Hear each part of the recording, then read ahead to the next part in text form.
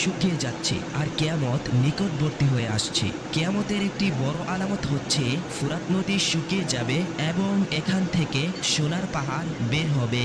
রাসূলুল্লাহ সাল্লাল্লাহু আলাইহি ওয়াসাল্লাম বলেছেন, সে পর্যন্ত কিয়ামত সংঘটিত হবে না যতক্ষণ না ফুরাত নদী থেকে সোনার পাহাড় বের হবে। আর এই সোনার পাহাড়কে কেন্দ্র করে মানুষ যুদ্ধ করবে এবং প্রতি 100 জনে 99 জন মানুষ মারা যাবে। এই 100 জন মানুষের মধ্যে যে একজন বেঁচে যাবে সে মনে করবে মনে হয় আমি শুধুমাত্র একাই বেঁচে আছি। রাসূলুল্লাহ সাল্লাল্লাহু আলাইহি ওয়াসাল্লাম বলেন, ফুরাত নদী থেকে যখন স্বর্ণের পাহাড় বের হবে সে সময় যে ব্যক্তি সেখানে উপস্থিত থাকবে সে যেন তা থেকে কোনো কিছু গ্রহণ না করে। আর এই ফুরাত নদীর পানি 1999 সাল থেকে শুকাতে শুরু করেছে। যে এক সময়ে ফুরাত নদীর পানির গভীরতা এত পরিমাণে ছিল সেই গভীরতার পানি আজ কমতে কমতে শুকিয়ে প্রায় শেষের পথে।